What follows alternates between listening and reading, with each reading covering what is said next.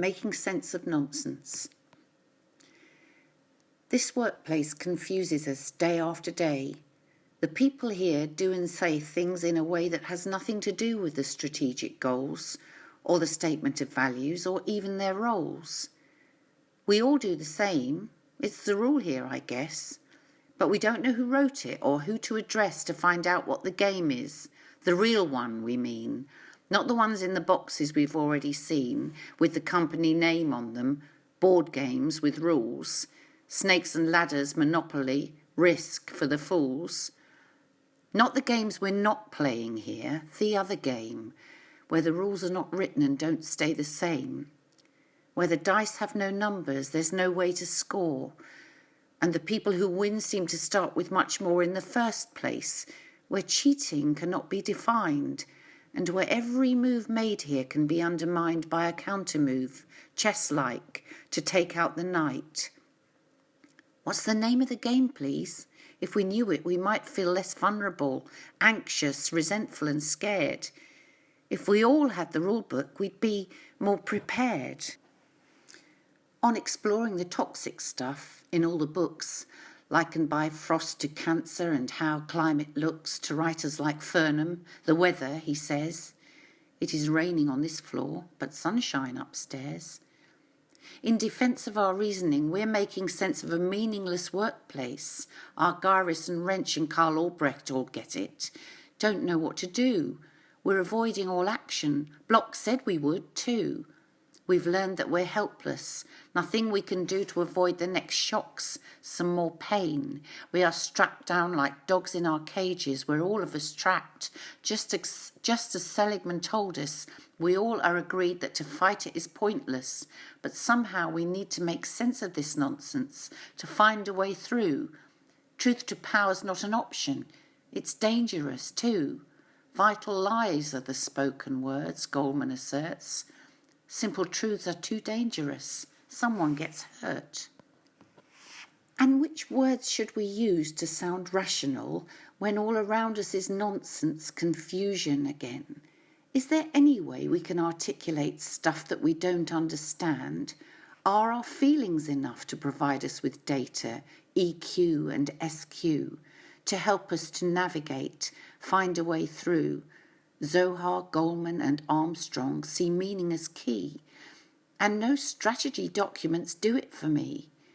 I know about change curves from Bridges et al.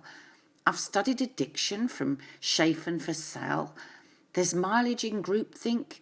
Yanis, we agree that it's hopeless, we're helpless, and that we can't see in the dark of the dark side, can't find our way through the locked doors in the corridors, words so untrue. In the shadows of power, wherever it sits. Foucault says it's pervasive, just must have my wits about me to wield it, to compete and win, take out distant authority. Hirschhorn, begin to identify what it is driving this place, to make sense of the madness, step back from the race. So, see with new eyes, discover again the same thing but differently. Then, only then, Proust suggests we will see some things for the first time. So I'll do it in verse, and my verse will rhyme. It will read to the beat of a runaway train, where no changes affect it, a loss, then a gain, where the passengers change, getting off, getting on, and the train barrels on, destination unknown. Ben Folds sings of change in the workplace, and so, as this is how it is, I will give it a go. While power corrupts, can I cleanse with my verse? Just as Eliot says, I will speak of diverse ways of being and seeing and feeling, and quote Robert Frost, who says verse will take life by the throat, because here we can move beyond all the confines of reality, strati, and find in the lines something new, something real, something not wrong or right, but some truth about culture, effect, and the plight of the worker who struggles to join up the dots, to explain the encounter, actar, the subplots, the gaps in the scripts, the white on the page, the smiles and the nods, but the feelings of rage as we sit in the meetings, we mark with a pen something meaningless, inconsequential again. We meet targets, tick boxes, but work's never done. Something new here to do, like at Matthew and Son. 5 days of the week we made nothing much change. For 40 plus hours we will rearrange. We'll say words we must say, play the part we must play. Acquiesce, compromise, more for less, win the prize. For the service, the smiles, the superfluous lies. Emotional labour, so pretty, so nice, aesthetically pleasing. Don't look at the eyes. At the edges you'll see there is rage and despair. Freiburg, as we focus on those places where there is life, there is love, there is pain and there's hope. Where stuff happens that hurts and we struggle to cope. Where relationships start and relationships end and we witness the death of a loved one or friend. Where our hearts play a part, where the truth can be told, where we sing, where we cry, where our actions are bold. No, not here in this meeting where gods have all left, where we doodle and we are bereft. We're stark, we're alone, we're trapped in this game, the socially structured game with no name.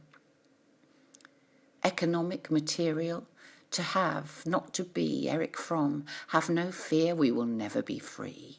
We all know it, an ugly lifelong compromise, where parenting us comes in heavy disguise as appraisal, the accent on praise, so they say. And we smile and we hate it and wish it away. And we know in our souls that we could have been more than an attendant lord, a name on the door, to swell a progress, to be of some use, lying and trying to dodge the abuse. Eliot, Mitchell, our ragged claws, scuttling up the 33 floors, presenting ourselves as actors might do in our everyday lives as they want us to. Irving Goffman, the script has the words we should speak, but the plot is unclear and the casting is weak, and the space between lines tells us more than the words. Some Pinteresque, Godot-like theatre absurd. And the metaphors used to make sense of the mess are poetic, creative, dynamic, and less about logic and facts and the way it should be, and much more about feelings, immediacy. It's like Alice in Wonderland playing croquet. I plait tape for a living every day. It's a Stepford Wives organisation I see. It is violent, abusive, it damages me. I am building a building, but I don't know what kind of building they wanted. I've lost the plot. There's a critical mass of the status quoers who ensure nothing changes and nothing occurs. Night, so on and so forth, using language that soars above logic because it unlocks the locked doors. The researcher will hear and discover through art new landscapes, new meanings, Proust, Dharma, and start to see depth, to see truth, to feel mood, and to see that this everyday poetry provides the key. And the songs and the poems already out there by the famous and talented people who care will confirm the validity of what we try to express when confused, hoping to simplify. But we learn quite the opposite, that we can't find superficial solutions when we use our minds. Like, assumptions are dangerous, life is a mess, as is organisation. Much of it's a guess. What the poet can do then is switch on the light in the dark to illuminate paths that we might take or not take, depending on what we think best. James.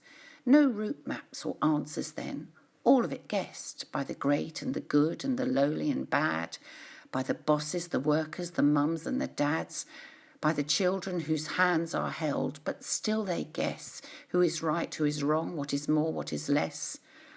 And the music goes back to the start of the song, Delamitri, and we feel we must sing along.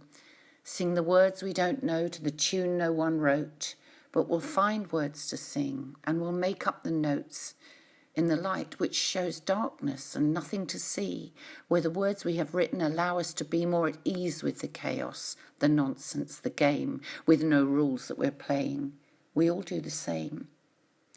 Most times we read out the instructions so well that we'd almost believe we have something to tell. But the poet says no, just switch on the light and you'll see there is nothing to see. It's all right, because that is the simple truth, no vital lies. James and Vike said it for me, to know this is wise. It's only confusing if we think our song is a song we don't make up as we go along. This workplace is beautiful. Every day the people here do and say things in a way that has nothing to do with the strategic goals or the statement of values or even their roles. They are artists and poets and tellers of tales. They make and break patterns and go off the rails as the train barrels on to the place with no name. They find wonder in laughter. They play their own game. They pretend when they have to. They do what they should. They're as naughty and playful as they can be good.